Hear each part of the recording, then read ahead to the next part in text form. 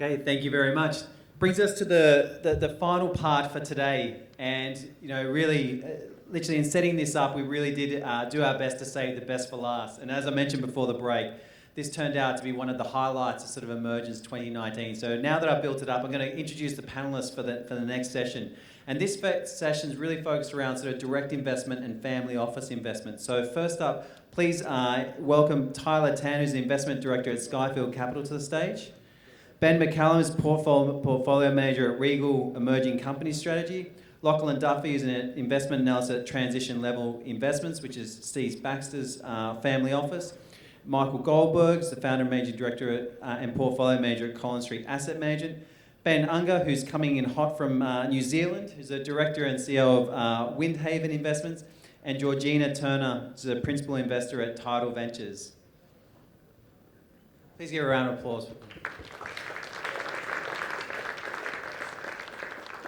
Okay, now I'm going to hand over to Lachlan to do the intros.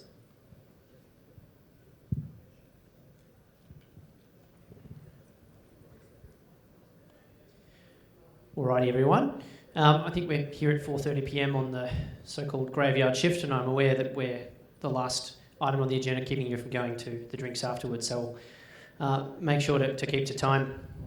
So we might kick off with an intro into all of our panellists, looking at their investment stages, sort of what sectors they play in, and maybe what sort of average check size they look for. So, Ben, fire in if you want to kick off. Sure. So my name is Ben McCallum. I'm the portfolio manager at Regal Funds Management. Regal is a listed equities fund manager in Australia. We have about $1.7 billion under management. The strategy that I manage is what's called the Emerging Company Strategy, of which we have about $400 million under management, and that is focused on pre-IPO investments, so companies that are looking to list within 12 months of us making the investment, and then also micro-cap opportunities, so any companies that are an IPO or a placement in a particular company that's got a market cap of less than $200 million, that's the part of the market that we target, and our check sizes are anywhere from $500,000 up to $20 million. We sector agnostic. We've been heavily tilted towards technology over the course of the last 3 years, and yeah, that's the high level summary. Yeah, cool. Maybe we probably heard from Collins Street Asset Management, but if there's any more extra colour you'd like to add. I'm not sure that I can add much more on top of what Rob offered, but in terms of check size, we are a wholesale-only fund, so subject to qualifying as a wholesale investor. Our investors range from about $100,000. I think our largest is about $6 million. We are agnostic in terms of the stocks we look at. We're simply looking for value and good opportunities in the ASX-listed space. Hi, my name is Tyler. It's a family office, Skyfield Capital, based out of Piedmont in Sydney. Very small team, very out of the radar. We look at businesses the way we look at investments. So we're very deal agnostic. We can be scouting for US investment, Chinese investment, private, public, early stage, late PE. So it's what we love best, about business models and management teams. So we're not very focused for that matter, but we tend to believe that opportunities come in different shapes and sizes in different stages of life. So you grab what you can. You don't try and narrow yourself and pigeonhole yourself in thinking, we need to do revenue size, we need to do late stage. So that's not what we do. A bit very random, but also very focused on what we like and what we don't like. For example, we don't like commodity companies. We don't like cyclical companies by and large, unless we see great value. I personally would like the tech sector, especially consumer tech, because that's what we believe in. So that's something long and short about our Skyfield Capital. So my name's Ben as well. It's called Ben. I apologise for the accent. We're the simplest company. We just buy other companies. We tend to seek majority shareholding in later stage or mature businesses. We like businesses that have got assets beneath them and that actually do something physical that we can touch. So our major investments are in farming, buildings, and recently aged care and retirement villages. That said, we have done a few flirtatious startups, but I've always regretted it. So. We can talk about that. We will be. So my name is Georgina Turner. I'm a principal investor at Tidal Ventures. Tidal is a early stage venture capital fund. We invest in product-led early stage founders out of Australia that are looking to build global scalable technology products. Most of our founders are entering the US, and we deploy check sizes of $500,000 to $1 million out the gate. Cool. On transition level investments, I'm an investment analyst. As Steve said before, it's a family office for Steve Baxter. So we invest in, let's say, seed to Series A stage tech companies, both here in Australia and the US. And recently we just launched our investment syndicate, where we're opening up our deal flow, essentially, on a deal-by-deal basis to external investors. I think moving, Tyler, what's interesting about the public markets, I think, recently is that they're, maybe until the last couple of days, reaching record highs, and the subject of value is getting harder and harder to spot. And certainly I can say from a private markets point of view, that we're definitely seeing a lot more, I'd say, founder-friendly valuations at this sort of stage of the market cycle. How do you think about valuation and trying to find value when you're making investments? Are you more so opted towards value or going for growth? Well, I guess value is very subjective. What's valuable to me might not be valuable to others. So in the public space, you see the growth versus value discussion, that growth is outshining value. But that's going back for the last 10 years. And we need to understand the drivers for that. There's a gradual disintermediation of the financial intermediaries. More and more people are exposed to investing. They do, fractional investing. They buy ETFs, which is advocated by a lot of esteemed fund managers. There's low-cost investing, you buy on the index. So what happens, you see a lot of capital aggregated to the top-tier big cap tech stocks because they are momentum traders or they're momentum companies. And as a result, you have growth outperforming value. And then you start thinking the value stocks getting cheaper and cheaper. And you kept questioning yourself, can it get even more cheaper than that? And so you have this dispersion of this, within the two segments of the market. And you start questioning yourself, what is value then? So everyone has their own definition of value. I tend to stay away from the value discussion. Just buy the best companies. Buy companies that produces products and services that every single individual uses. And it's very sticky. And it doesn't matter whether you buy at a 40 times PE or 10 times revenue multiple, or whether it's loss-making for now. You just know eventually, if everyone keeps using the same product and service, that company has staying power. Let's say something about durability of the product and service. So at the end of the day, the business has to be underpinned by the fundamentals, which is the product and service that the company generates. So if you stay along true to that, I guess, great examples would be like Amazon. Amazon never churns up profit for the last 20, 30 years until the last few years. But they are trillion-dollar companies today. So, but it's easy to say from hindsight. What's going forward would be very much difficult to say. And sentiment can change, but that's why there's a market there. That's why investing is very difficult. Yeah. I actually don't agree that you can buy a business at any price. I think, at least I've seen many times, great businesses trading at ridiculous multiples turn out to be terrible investments, whereas on the flip side, you can often find an average company. If it's trading cheaply enough, you can make some good money out of it. But I do agree with you on the comparison between value and growth. I actually think that trying to separate those two is a bit of a misnomer. I think growth investors are looking at the sum value of the future cash flows and trying to establish what that's worth today. And value investors are really doing the same.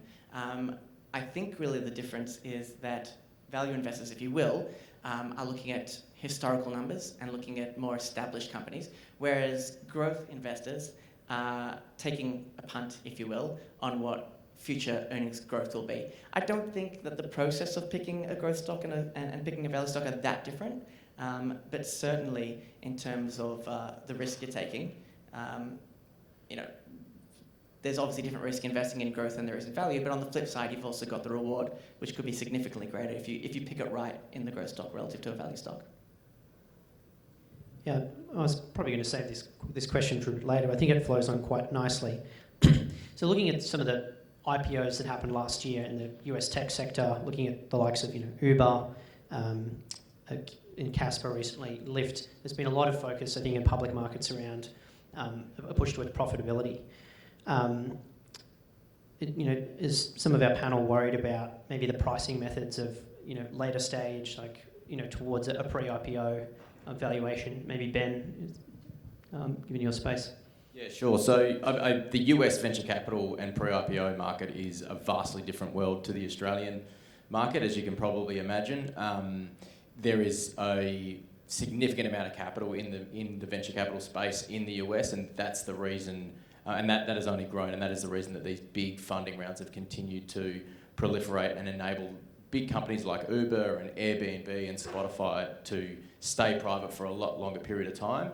And the other reason it's relevant for them to do that as well is, unless you're listing with a $5 billion market cap and raising $1 billion in capital at the time of the IPO, you're essentially irrelevant on the NASDAQ. So it's much more beneficial for those companies to stay private for longer, to come to the NASDAQ. The Australian market is a very different market.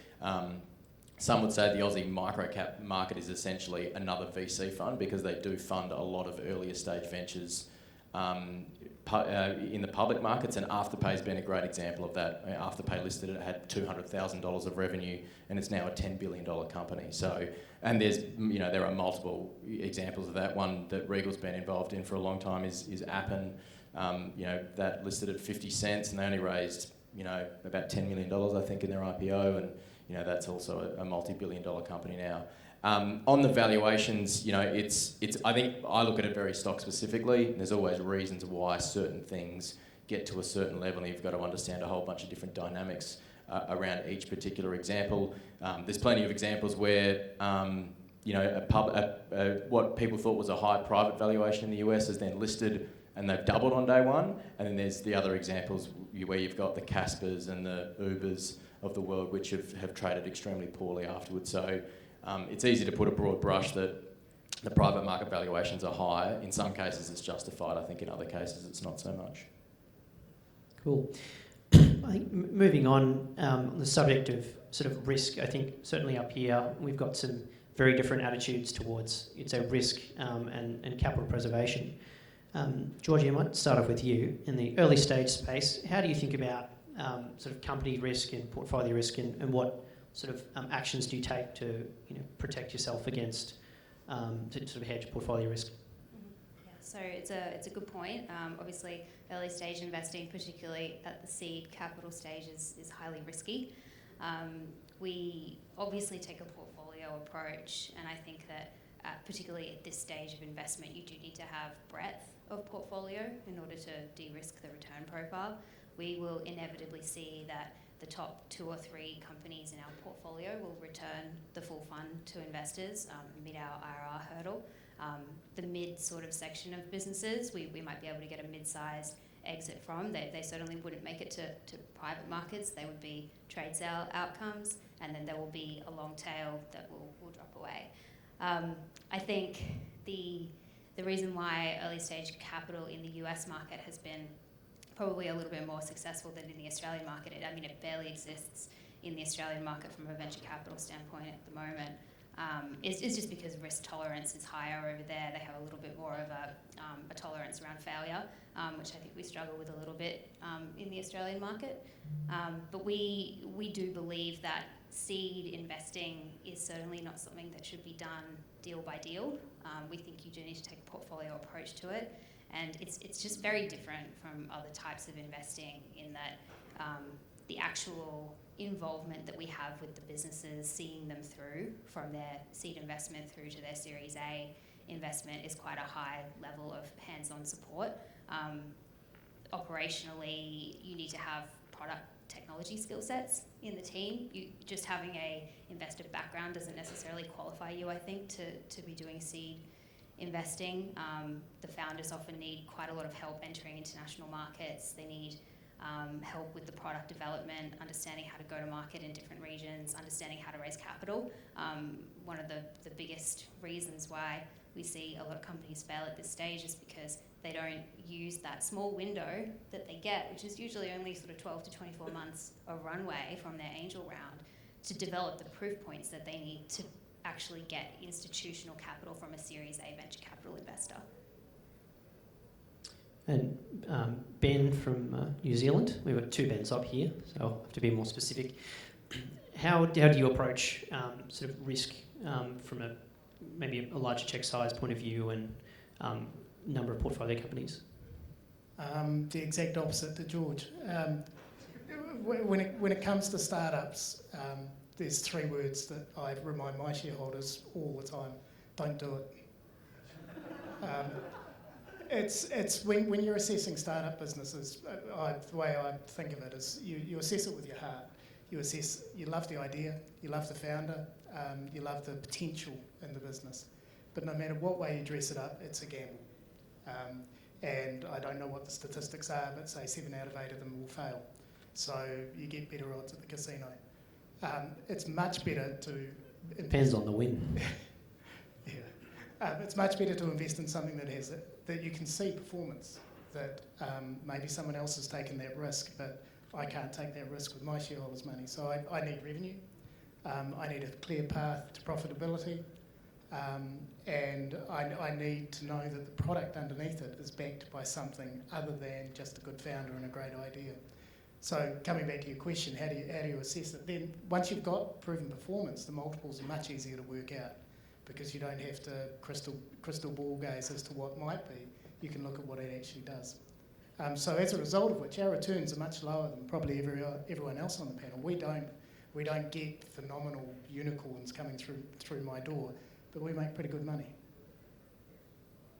So in terms of protections, I think you had explained before about sort of an asset-backed play. Is there sort of some protections you take as part of those investments? Yeah, of course, if it's got an asset underneath it, then you've got safety as well. So things like a aged care facility, it's a building. So no matter what happens to the next Bitcoin revolution or whatever, I still own a building. Same with farms, same with anything which has something physical, maybe a fleet of vehicles. We used to own a fleet of vehicles. It's still got something physical underneath it which de-risks it. Again, you're paying for it, you've got to buy the land, so your returns are less, but you're also not taking that risk.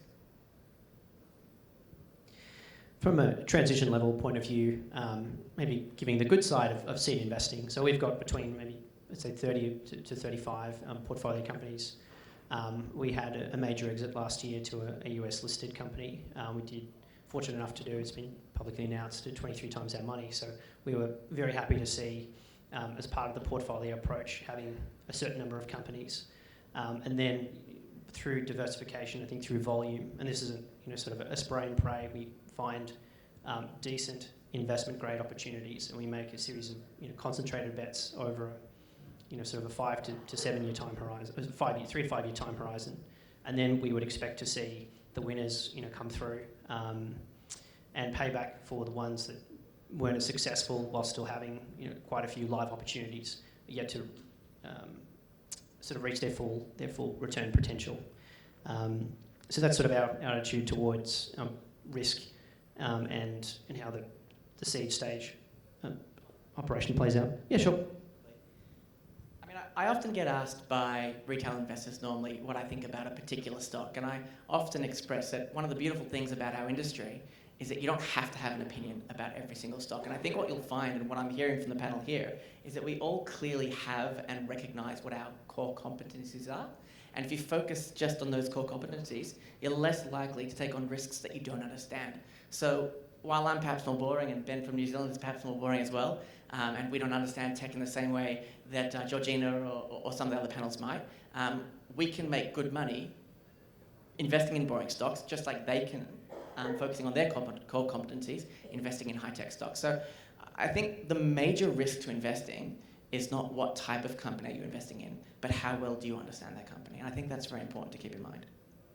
And I think it comes down to portfolio construction as well. So there's always reasons to have a certain element of your portfolio in something that may be higher risk, but you've just got to be aware of that. There's no point in putting 100% of your family money in, one startup, because that's going to be exceptionally risky for all the obvious reasons. But, the people that do it well, they have a position of their portfolio that's in some boring stuff that might be even fixed income that's really boring. And then there's other stuff that might be sort of more real estate orientated, which there's potential for higher returns than, say, a fixed income asset. And then, you've got the equities and some startups as well. So long as you know what you're going into and you balance it to the right allocation for your portfolio, then and your time weighting on those things is really important as well. You can't go into a seed investment thinking you're going to trade out of it in 2 weeks. You need to know that you're going to be there for the long haul. Whereas if you're in equities, obviously a lot more liquid, and if you want to go back to cash at a certain point in time, you've got that flexibility. Yeah, I think moving towards the later stage end, I think we've seen, certainly in the US, one of the trends is that typically in like a technology investment, that you'd see maybe an 8 to 10 year liquidity time horizon for early stage investing, and now we're starting to see that blow out towards maybe 10 to 13 years. I'm wondering, Ben, maybe if you've seen any like longer term liquidity changes in horizon for the companies you're looking at from maybe a pre-IPO standpoint. For companies that were looking to come to market but then have delayed that in terms of when they're coming to the IPO market, or maybe from stage of inception towards like IPOing. Yeah, it's in Australia, it's very much a function of who's around the company, and that can be at a board level and an investor-based level. So there are companies, that there's people that are around those businesses that might have raised their money that have just got a tilt towards being publicly listed, and they like to go down that path. And in Australia, because of the mining heritage of the ASX, they have enabled earlier stage businesses, or businesses that are earlier stage, to list on the ASX that would not otherwise be able to list on any other exchange, perhaps. I mean, that's why you do see the ASX as sort of a quasi-VC fund in itself. And so there are companies like the Afterpays of the world where the people that were around that and the brokers that raised that money, they're all listed market brokers. So they were always going to essentially push that company to a public listing. However, if one of the VC funds decided to back that company, then Afterpay would probably still be unlisted to this day and would have just been kept funded more privately. So again, it probably comes down to a bit stock specific and the parameters around and the people around those businesses at a point in time. We obviously see companies try and time the market, and that's always a dangerous game for companies. If you're on a path to a listing, the market is open. We always say to our companies, like, just get the listing done. I know you think you're going to be worth another $10 million or another $50 million this time next year, but you know what? There could be a coronavirus this time next year, and the market might not be open, and that's going to be a really interesting thing to see between now and June. So reporting season is going to finish in the next couple of weeks. The IPO roadshows are, slated to start in the next month or so, but this IPO season is going to be very interesting because, it's obviously a risk-off environment at the moment. The markets are not having the best week that they've had for a while, and the IPO window might be shut, and so for those companies that try and game the market, you can really get caught out. So our advice is always, if you're essentially ready to list and now and you can do it, you should do it. And if you don't want the dilution, then instead of raising $50 million, only raise 20, and then if you need more money down the track, you can do that. But let's just get listed and get the ball rolling. I'd like to loop in Tyler in here. So Tyler is on the board of Airtasker. What do you think, obviously there's probably certain things you won't be able to discuss, but they're moving towards a later stage opportunity. I think started around about 8 years ago, if I'm correct. Do you think companies like Airtasker are sort of seeing more of a longer term liquidity horizon in the Australian market, like in the US? Well, by and large, the public markets is for everyone to access.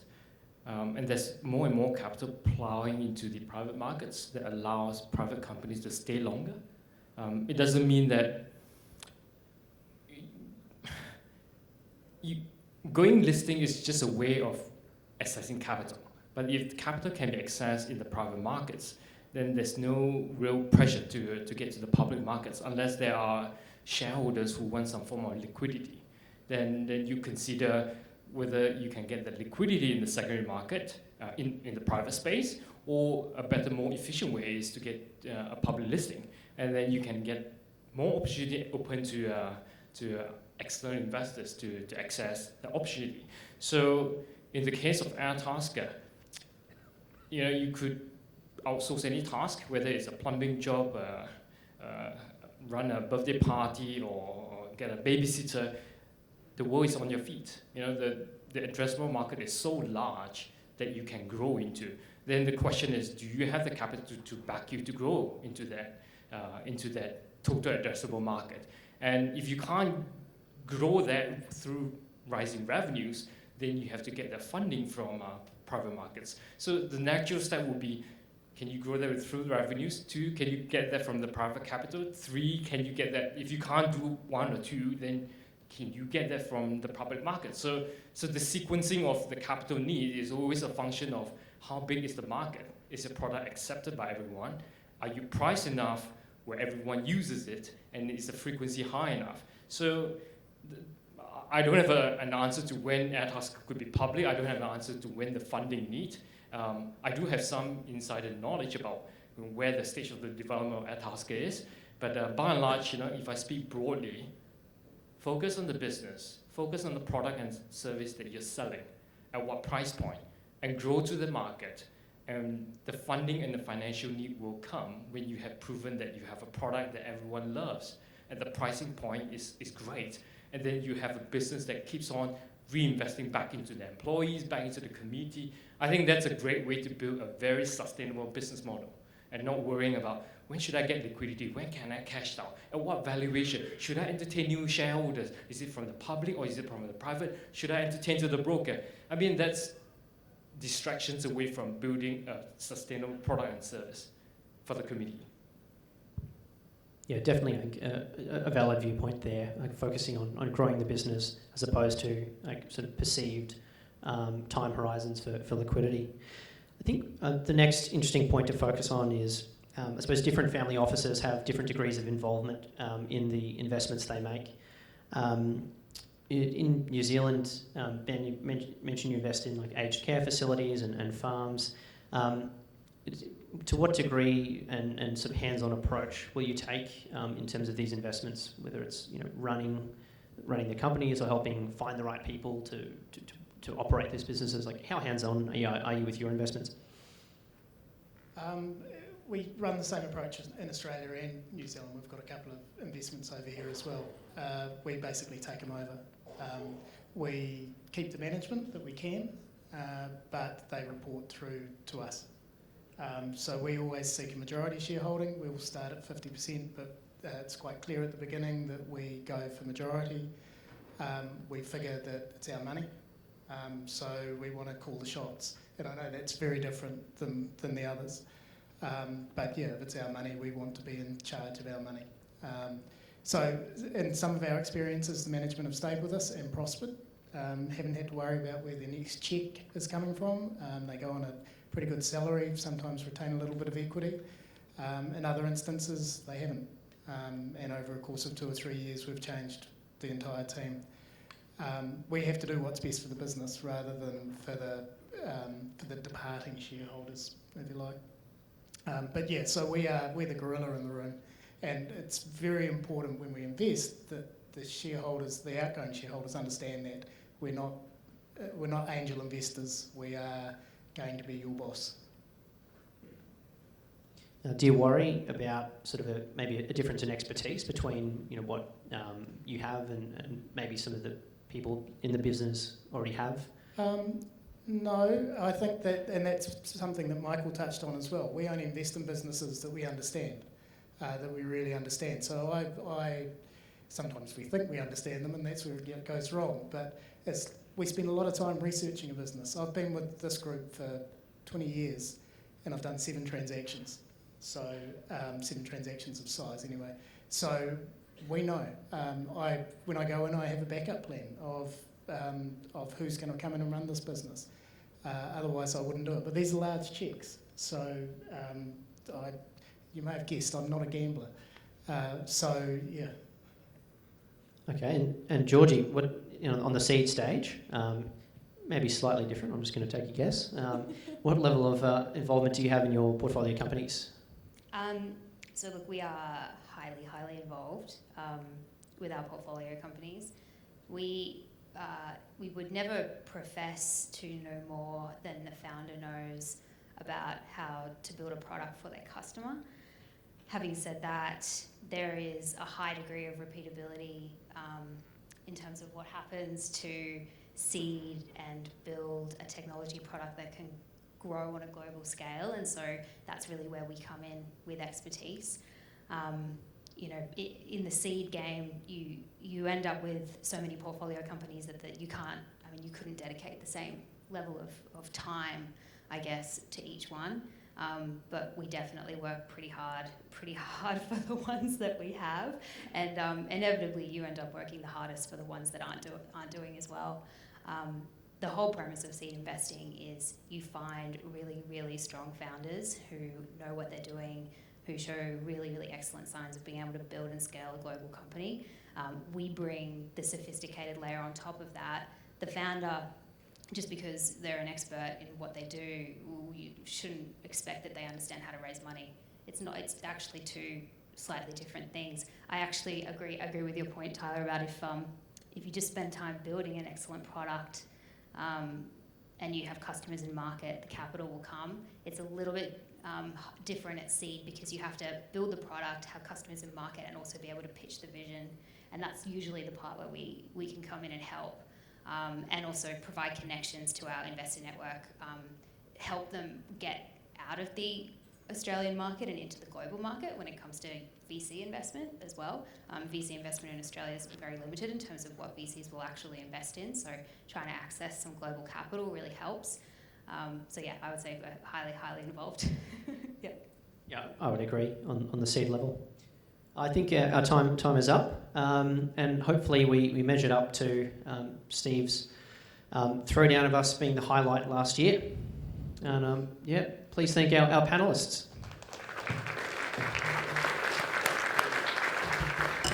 Thank you very much to everybody. So hopefully I'll have some conversations after this. We're obviously going to be finishing today now. Tomorrow will be at 9 a.m. We'll obviously send a note through the app.